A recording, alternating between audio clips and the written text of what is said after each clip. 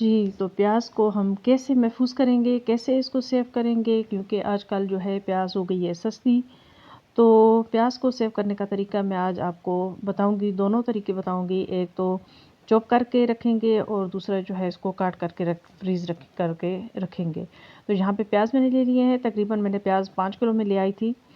तो इसको यहाँ पे मैं प्याज़ अच्छी तरह से साफ़ कर लूँगी। एक तो ये है कि इसको महफ़ूज़ कर लेंगे तो मतलब रमज़ान में जो है हमें ज़्यादा टाइम हमारा नहीं ज़ाया होगा।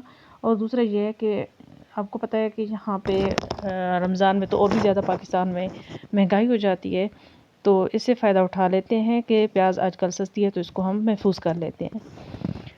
तो यहाँ पे सारे प्याज़ जो मैंने साफ़ कर लिए हैं, इनको पहले फ्रिज में जो है वो 1 घंटे के लिए रख देंगे। थोड़ा इनको जब हम साफ़ करेंगे तो इनको कटिंग करेंगे तो तब जो है वो हमारी आँख में नहीं लगेंगे, कड़वापन इनका नहीं रहेगा। तो यहाँ पे प्याज़ हो गए हैं सारे साफ़ और इसको अब मैं क्या करूँगी कि यहाँ पे वैसे मैं ज़्यादा तो हाथ से इस तरह करने का आदी हूँ, कर लेती हूँ। लेकिन ऐसे थोड़ा बारीक कटते हैं तो वो मैंने इसे इस तरह से आप देखें तो सारे जो मैं इस तरह के स्लाइस में काट लूँगी, ठीक है। तो ये मैंने प्याज काट लिए हैं, कुछ मैंने काट के स्लाइस में काट के इस तरह से डाल देंगे।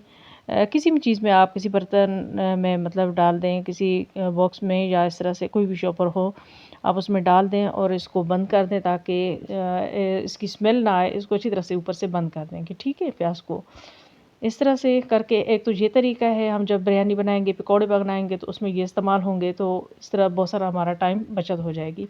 दूसरा ये है कि आधे प्याज जो है इस तरह से इनको मैं काट लूँगी और एक चॉपर में डाल दूँगी और इनको चॉप करके रख दूँगी। चॉप करके अभी जैसे कि कोई हम लोगों ने आलू गोश्त बनाया या कुछ इस तरह से हांडी बनाई कीमा वगैरह, तो उसमें हम जो इस तरह का चॉप किया हुआ भी हम डाल सकते हैं, इस तरह से। तो ये 2 तरीके हैं और इसको फ्राई करके भी हम लोग रख सकते हैं। फ्राई करने का तरीका भी मैं आपको बताऊँगी कि फ्राई कैसे करते हैं। ज़्यादा से ज़्यादा जो है आप इस तरह से महफ़ूज़ करके रख लें, क्योंकि आपकी टाइम की बचत होगी और रमज़ान में तो वैसे भी बहुत ज़्यादा चाहिए होती है प्याज़ हर खाने में। मतलब कहीं पे हम लोग बना रहे हैं बिरयानी, तो कहीं पे हम लोग बना रहे हैं पकोड़े, तो मतलब ये चाट वग़ैरह सब कुछ। तो इस तरह से इसको देखें हम चॉप कर लेंगे, ठीक है। चॉप करके इस तरह से हम रख लेंगे और फ्रीज़ कर लेंगे। तो वीडियो अच्छा लगे तो प्लीज़ लाइक कीजिएगा, शेयर कीजिएगा और दुआ में याद रखिएगा। अल्लाह हाफ़िज़।